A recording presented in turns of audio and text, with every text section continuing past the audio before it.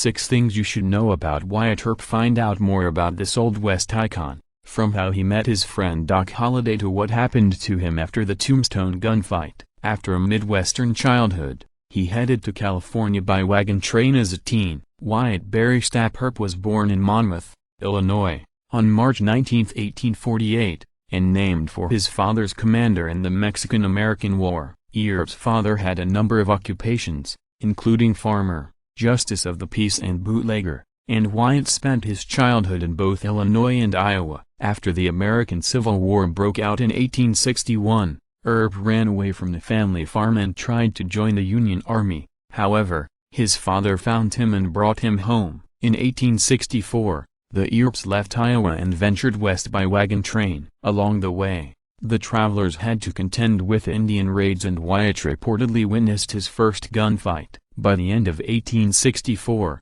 the Earps reached San Bernardino, California, where Wyatt labored on his father's new farm, then hauled freight and worked in railroad camps. He was a lawman in the wickedest little city in the West. By 1870, Earp got his first job in law enforcement, as town constable in Lamar, Missouri, where his family had relocated. He left the job in 1871, having been accused of mishandling public funds. That same year, he was arrested for stealing horses in Indian Territory, present-day Oklahoma, although his case never went to trial. In 1872, Earp was living in Peoria, Illinois, working as an enforcer in a brothel. He went on to spend time as a buffalo hunter before moving to Wichita, Kansas. In 1874, Wichita was a cattle shipping center, and in 1875 Earp got hired as a policeman there. He left the following year, after seriously beating another man during a fistfight, and became an assistant marshal in Dodge City, Kansas, a booming center of the cattle trade.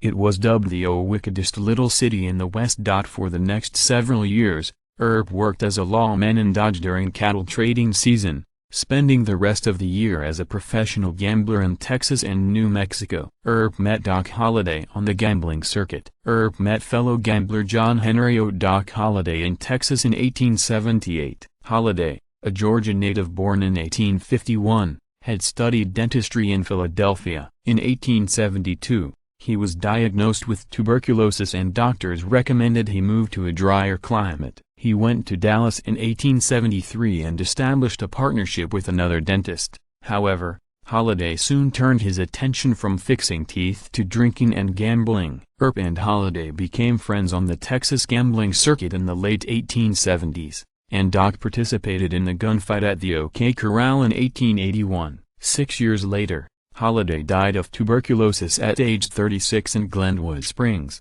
Colorado. He was arrested for murder after the gunfight at OK Corral. Earp arrived in the silver mining boom town of Tombstone, Arizona, in 1879, and eventually found periodic work as a law officer. The famous gunfight took place on the afternoon of October 26, 1881, in a lot behind the OK Corral, when Earp and his brothers Morgan and Virgil, along with Doc Holliday, confronted cattle-thieving brothers Billy and Ike Clanton and Frank and Tom McClory. Virgil Earp ordered the cowboys to give up their guns, but instead shots were fired, although it's unclear who pulled the trigger first. The shootout, thought to have lasted less than a minute, left 3 people dead, Frank and Tom McClory and Billy Clanton. Afterward, the Earps and Holliday were arrested for murder. In late November 1881, they were exonerated in court. A month later, gunmen tried to murder Virgil Earp outside a Tombstone saloon. He survived but sustained serious injuries to one arm. Wyatt,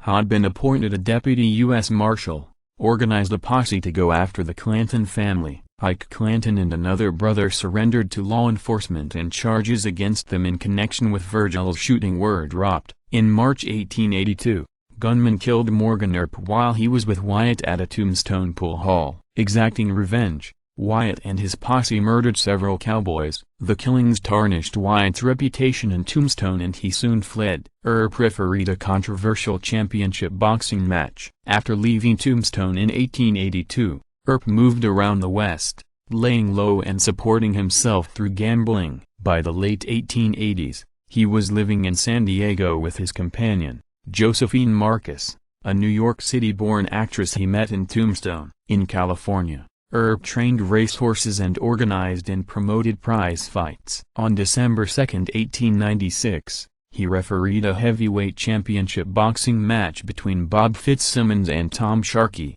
before a crowd of some 10,000 spectators in San Francisco. In the 8th round, Fitzsimmons, who had dominated the fight, appeared to have won after punching Sharkey and knocking him to the ground. However, in a controversial move, Earp ruled the punch was illegal and disqualified Fitzsimmons. Word quickly spread among boxing fans that the match had been fixed, and Fitzsimmons took Sharkey to court. The case was dismissed. Earp maintained his innocence, but the scandal left a scar on his reputation. Earp was the last surviving participant of the OK Corral shootout. Earp died at his home in Los Angeles, possibly of chronic cystitis, on January 13, 1929, at age 80. His longtime companion Josephine, she called herself Josephine Earp, although there is no record they ever were married, had his cremated remains buried at a cemetery in Colma, California. Earp, who had no children, was the last surviving participant of the OK Corral gunfight. In his later years, he consulted on Hollywood westerns and gotten to know various actors and directors. His funeral was attended by such celebrities as Western film star Tom Mix, who served as a pallbearer. After his death, Earp was portrayed by Hollywood as a heroic lawman, thanks in part to a best-selling but significantly embellished 1931 biography, O. Wyatt Earp, Frontier Marshal by Stuart Lake. The book helped spawn movies and TV series about Earp, starring actors from Henry Fonda to James Garner to Kevin Costner in the lead role.